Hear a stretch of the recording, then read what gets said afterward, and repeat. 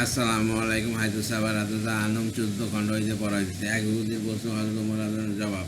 তারিক ইবনে শিহাব রাহমাতুল্লাহ বলেন, এক ইহুদি হযরত ওমর রাদিয়াল্লাহু নিকট আসিয়া বলিল, আল্লাহ তাআলা বলিতেছেন, অর্থাৎ এমন জান্নাত যার প্রশস্ত আসমান ও জমিনের সমান। তবে বলুন দোজখ কোথায়? হযরত ওমর রাদিয়াল্লাহু সাহাবায়ে কেরামদিগকে বলিলেন, তোমরা তাহার উত্তর দাও। কেউ তোমার উত্তর দিতে পারিলেন না। তিনি বলিলেন, আচ্ছা বলো, যখন রাত্র সমস্ত জমিনের বুকে ছায়া যায়, তখন দিন কোথায় জাগে? সে বলিল, আল্লাহ যা কেন চায় না। হযরত ওমর রাদিয়াল্লাহু বললেন, তুমি দোজখ সেখানে আছে যেখানে আল্লাহ চায়। ইহুদি বলিল, ওই জাত পাকের কসম যার কুদরতে আছে আমার প্রাণ ও আমিরুল মুমিনিন। আপনি যেমন উত্তর দিয়েছেন ঠিক ওই রকমই আল্লাহ নাযিল করা কিতাবে তাওরাতে উল্লেখ আছে। কানাস। হযরত আলী রাদিয়াল্লাহু একটি ঘটনা। হযরত আলী রাদিয়াল্লাহু হইতে বর্ণিত হইয়াছে যে, কেউ তাকে বলিল, এখানে একজন লোক আছে যে আল্লাহকে মাসিয়াত সম্পর্কে কথা বলে। আল্লাহ হযরত আলী রাদিয়াল্লাহু উক্ত ব্যক্তিকে বলিলেন, হে আল্লাহর বান্দা, বলো আল্লাহ পাক তোমাকে তিনি যেমন চাহিয়াছেন সৃষ্টি করিয়াছেন, না তুমি যেমন চাহিয়াছ? তিনি কে বলিল, তিনি যেমন চাহিয়াছেন। আলী রাদিয়াল্লাহু বলিলেন, তিনি যখন ইচ্ছা করেন তোমাকে অসুস্থ করেন, না তুমি যখন ইচ্ছা করো। সে বলিল, তিনি যখন ইচ্ছা করেন। বলিলেন, তিনি যখন ইচ্ছা করেন লোককে মুক্তি দান করেন, না তুমি যখন ইচ্ছা করো। সে বলিল, তিনি যখন ইচ্ছা করেন। বলিলেন, তিনি তোমাকে যেখানে ইচ্ছা প্রবেশ করাইবেন না, তুমি সেখানে যেখানে ইচ্ছা প্রবেশ করিবে। সে বলিল, তিনি যেখানে ইচ্ছা করিবেন। বললেন, খোদার কসম, তুমি অন্য কোনো জবাব দিতে তবে তলোয়ার দ্বারা তোমার অঙ্গকে উড়াইয়া দিতাম যেখানে তোমার চক্ষুদয় আছে। তো ইবনে কাসির দিলের অবস্থা যায় নির্বাক নয়। হযরত আনাস বলেন, সাহাবায়ে কেরাম বলিলেন, ইয়া রাসূলুল্লাহ, আমরা যখন আপনার নিকট থাকি তখন আমাদের দিলের অবস্থা একরকম থাকে, অর্থাৎ দিল নরম ও আল্লাহ ধ্যানে মগ্ন থাকে। আর যখন আপনার নিকট হইতে দূরে সরে যায় তখন দিলের অবস্থা অন্যরকম হয়, অর্থাৎ দিল কঠিন ও কাঁপে হইয়া যায়। রাসূলুল্লাহ বললেন, তোমাদের পরওয়ারদিগার যাতে তোমাদের সম্পর্ক বিরোধী থাকে।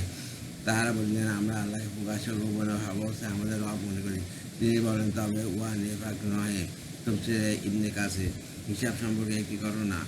হযরত আবু হুরায়রা হইতে বর্ণিত আছে, তিনি বলেন, একজন গ্রাম্য লোক রাসূলুল্লাহ সাল্লাল্লাহু আলাইহি ওয়াসাল্লামকে আসিয়া বলিল, ইয়া রাসূলুল্লাহ, কিয়ামতের মাহফিলের হিসাব কে নিবেন? তিনি বলিলেন, আল্লাহ আযজা ওয়া জাল্লা। সে বলিল, রব্বে কাবার কসম, তবে তো নাজাত পাইয়া গিয়াছি। রাসূলুল্লাহ সাল্লাল্লাহু আলাইহি ওয়াসাল্লাম বলিলেন, কি রূপে? সে বলিল, মেহেরবান যখন আয়াতের মাফ করিয়া দেন। কারণ হযরত মুয়াজ রাদিয়াল্লাহু ঘটনা। সাঈদ ইবনে মুসাইয়্যিব রাহমাতুল্লাহ বলেন, হযরত ওমর রাদিয়াল্লাহু হযরত মুয়াজ রাদিয়াল্লাহুকে বনী কিলাব নামক গোত্রের নিকট সদকা ও যাকাত উসুল করিবার জন্য পাঠাইলেন। তিনি তা উসুল করিয়া তাদের গরীব গোরাবাদের মতো বর্ণন করিয়াছিলেন, কিন্তু ও কিছু অবশিষ্ট রাখিলেন না। এমনকি তিনি ঘর হইতে যে কম্বল লইয়া বাহির হইয়াছিলেন, উভয় কাঁধে লইয়া ফিরিয়া আসিলেন। তাহার স্ত্রী তাহাকে বলিলেন, অন্যরা যেমন তাদের পরিবার পরিজনের জন্য হাদিয়া ইত্যাদি আনিয়া থাকে, তেমনি আপনি আমাদের জন্য যা আনিয়াছেন তা কোথায়? তিনি বললেন, আমার সহিত একজন পর্যবেক্ষক ছিল, যার জন্য তিনি কিছু আনিতে পারে নাই।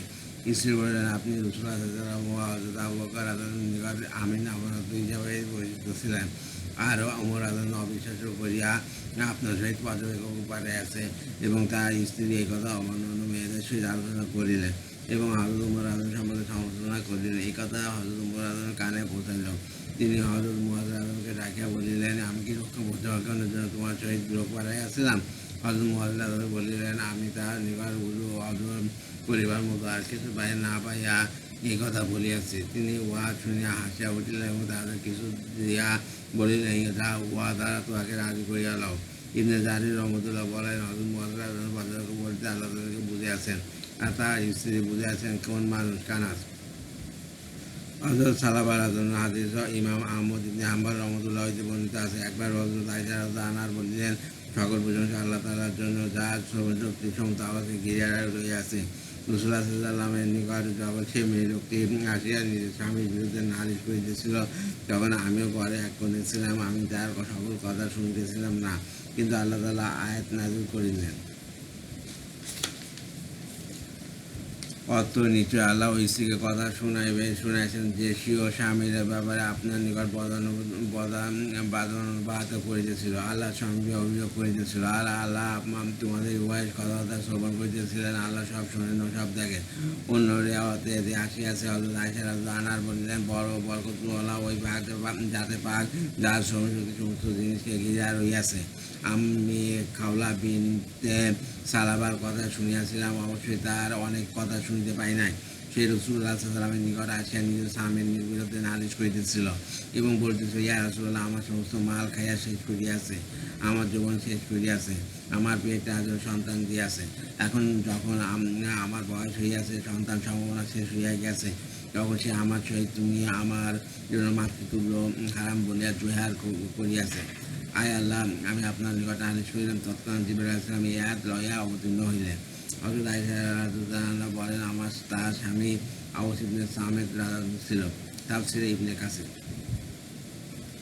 হযরত আবু বকর রাদিয়াল্লাহু বিভিন্ন উক্তি।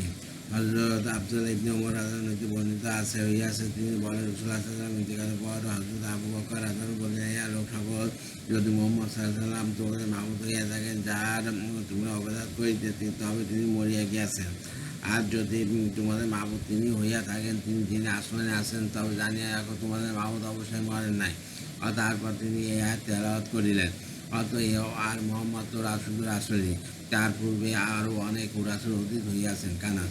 পূর্বে হযরত আবু বকর রাদিয়াল্লাহু আনহু এর খেলাফতের উপর সাহাবা কিরামগণের একমত হওয়ার বর্ণনায় তার খুতবা সম্পর্কে উল্লেখ করা হইয়াছে। তিনি বলিয়াছেন, আল্লাহ তাআলা মুহাম্মদ সাল্লাল্লাহু আলাইহি ওয়াসাল্লামকে জীবিত রাখিয়াছিলেন। তিনি আল্লাহকে দিনকে কায়েম করিয়াছেন, তার হুকুমকে প্রতিষ্ঠিত করিয়াছেন, আল্লাহর রিসালাত ও পয়গামকে পৌঁছাইয়াছেন এবং আল্লাহর কাছে জিহাদ করিয়াছেন। ততবার আল্লাহ তাআলা তাদের উপর উহার উপর মৃত্যুদান করিয়াছেন। তিনি তোমাদেরকে রাস্তায় উঠিয়া দিয়া গিয়াছেন। এখন যে ব্যক্তির ধ্বংস হইবে, সে দলিল ও সেবা পাইয়াও ধ্বংস হইবে। যে আল্লাহকে নিজের রব বানিয়াছে, জানিয়া রাখো আল্লাহ জীবিত, মরিবেন না। আর যে মুহাম্মদ সাল্লাল্লাহু আলাইহি ওয়াসাল্লামের ইবাদত করিয়াছে, তাহাকে মাবুদ বানিয়াছে, জানিয়া রাখো তাহার মাবুদ খতম হইয়া গিয়াছে। হে লোক সকল, আল্লাহকে ভয় করো, আপন দিনকে মজবুত করিয়া ধরিয়া থাকো এবং তোমার পরবর্তীকালের উপর ভরসা করো, কারণ আল্লাহ দিন কায়েম থাকিবে। তাহার কালেমা পূর্ণ হইয়া গিয়াছে। নিশ্চয় আল্লাহ তাহার সাহায্য করিবেন যে তাহাকে সাহায্য করিবে এবং তিনি তার দিনকে উন্নত করিবেন। আল্লাহর কিতাবে তা আমাদের মধ্যে বিদ্যমান, উহার মধ্যে নূর এবং শিফা রহিয়াছে। উহা দ্বারা আল্লাহ তাআলা মুহাম্মদ সাল্লাল্লাহু আলাইহি ওয়াসাল্লামকে হিদায়াত দান করিয়াছেন। উহার জন্য হালাল হারাম বলিয়া দেওয়া হইয়াছে। তার কসম, আল্লাহর মাথুরের মধ্য হইতে যে কেউ আমাদের উপর হামলা করিবে, আমরা তাহার পরোয়া করিব না। আল্লাহ তাআলা আজও উত্তোলিত, আমরা যখন উহা নামাই নাই, যা যা আমাদের বিরুদ্ধে ধারণ করিবে, তাদের সহিত অবশ্যই জিহাদ করিব, যেরূপ রাসূলুল্লাহ সাল্লাল্লাহু আলাইহি ওয়াসাল্লাম থাকাকালীন করিয়াছে। হযরত আয়েশা রাদিয়াল্লাহু আনহার উক্তি।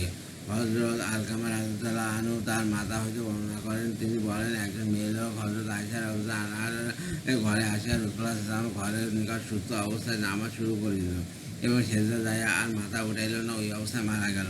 তখন হযরত আয়েশা রাদিয়াল্লাহু আনহা বলেন, সমস্ত প্রশংসা আল্লাহ তাআলার জন্য, যিনি তাহার হায়াত দান করেন ও ময়াত দান করেন। আমার জন্য এই মৃত্যুকে আব্দুর রহমান ইবনে আবু বকর মৃত্যু ব্যাপারে যথেষ্ট শিক্ষণীয় বিষয় রহিয়াছে।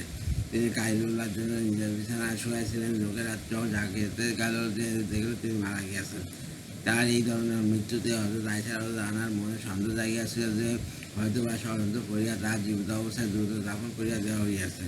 কিন্তু এই ব্যক্তির মৃত্যুতে তাহার শিক্ষালাভ হইল, তাহার সেই সন্দেহ দূর হইয়া গেল। আগে ফেরেশতাদের প্রতি ঈমান। ফেরেশতাদের সম্পর্কে হযরত আলী রাদিয়াল্লাহু আনহুর ঈমানী শক্তি।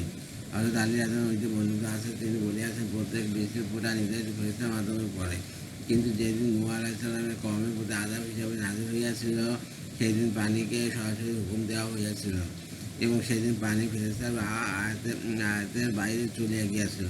উহাকে কোরআনে পাকে বলা হইয়াছে, যখন পানি আয়াতের বাইরে চলিয়া গেল, এমনভাবে বাতাস নির্ধারিত পরিমাণে ফেরেশতাদের হাত প্রবাহিত হয়। কিন্তু কওমের আযাবের দিন বাতাসকে সরাসরি হুকুম দেওয়া হইয়াছিল এবং বাতাস ফেরেশতার আয়াতের বাইরে চলিয়া গিয়াছিল। উহা এই আয়াতের অর্থ। আর আদার সম্প্রদায় তাদের এক প্রচণ্ড ঝঞ্ঝা বায়ু দ্বারা বিরোধস্ত করা হইয়াছে, অর্থাৎ ফেরেশতাদের আয়াতের বাইরে চলিয়া গিয়াছিল। কারণ হযরত সালমান রাদিয়াল্লাহু উক্তি। হযরত সালমান রাদিয়াল্লাহু স্ত্রী বুখারা রাদিয়াল্লাহু আনহা বলেন, যখন হযরত সালমান রাদিয়াল্লাহু মৃত্যুর সময় হইল, তখন তিনি আমাকে ডাকিলেন। তিনি তার ঘরের উপরতলায় শুইয়াছিলেন, যার 4টি দরজা ছিল। আমাকে বললেন, হে বুখারা, দরজাগুলি খুলিয়া দাও, আজ আমার নিকট কিছু সাক্ষ্যকারী আসিবে। জানি না তাহার কোন দরজা দিয়া প্রবেশ করিবেন। অথবা নিজের কিছু মেয়ে ছিল, তা আনিয়া বলিলেন, এইগুলি একটি পাত্রে গুলো। আমি তাই করিলাম। তিনি বললেন, এইগুলি আমার বিছানা বা আশপাশে ছিটিয়া দাও এবং তুমি নিতে যাইয়া কিছুক্ষণ অপেক্ষা করো। তারপর আসিয়া দেখিয়া আমাকে বিছানার উপর পাইবে। কিছুক্ষণ পর আমি যাইয়া দেখিলাম তাহার রূপ বাহির হইয়া গিয়াছে এবং তিনি যেন নিজের বিছানায় ঘুমাইয়া আছেন।